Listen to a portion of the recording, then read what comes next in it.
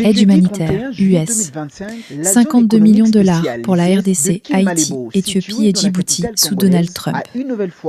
Les États-Unis annoncent une nouvelle aide alimentaire d'urgence de 52 millions de dollars destinée à 1,9 million de personnes vulnérables en République démocratique du Congo, en Éthiopie, en Haïti et à Djibouti. Malgré les polémiques autour de sa politique étrangère, Donald Trump maintient les États-Unis au rang de premier donateur mondial d'aide humanitaire. Dans ce reportage, InfoFlex News analyse les enjeux stratégiques de cette aide. Pourquoi ces pays ont-ils été ciblés? Quels objectifs pour Washington derrière ce soutien? Et quelle part réelle revient à la RDC?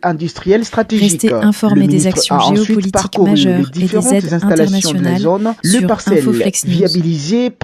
À accueillir les investisseurs, la ligne des sous-tensions en voie d'achèvement ainsi que l'espace dédié à l'implantation des guichets uniques. Ces dernières visent à centraliser et simplifier les procédures administratives liées à l'investissement dans une logique d'efficacité et d'attractivité. S'adressant à la presse au terme de sa visite, le ministre Louis-Ouatoum Kabamba a exprimé sa satisfaction quant à l'évolution des travaux et à la mobilisation des équipes sur terrain. Il a également réitéré la détermination de son ministère à assurer un accompagnement constant à la mise en œuvre de la ZESC de Kidmalebo, appelée à devenir un modèle de réussite industrielle en République démocratique du Congo. Il a précisé que les développements du projet se fera en plusieurs phases avec une enveloppe d'investissement de plus de 10 millions de dollars américains. Cette visite, c'est dans le cadre du suivi des activités de notre ministère, notamment cette zone économique spéciale de Kidmalebo,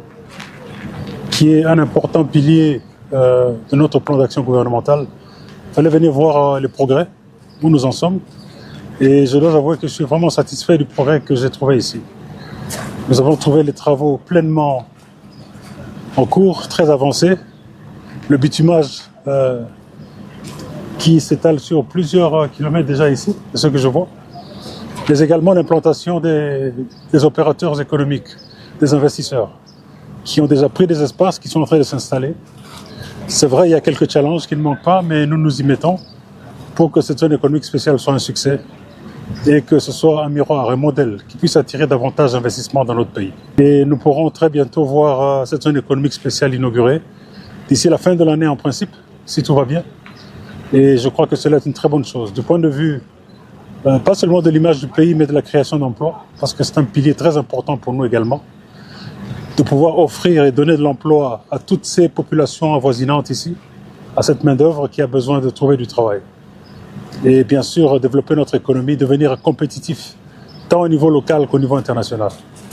La ZESC Kidmalebo devrait permettre la création de 6 000 à 8 000 emplois directs et indirects dans les secteurs de la transformation, de la logistique et des services industriels. L'inauguration officielle de la première phase est attendue avant la fin de l'année 2025, marquant ainsi un tournant dans la concrétisation de ces chantiers structurants. Cette visite illustre la volonté ferme du gouvernement congolais sous la conduite éclairée de son Excellence Monsieur le Président de la République, Félix-Antoine Tshisekedi Tshilombo, de faire des zones économiques spéciales un moteur de diversification économique, de relance industrielle et de création massive d'emplois.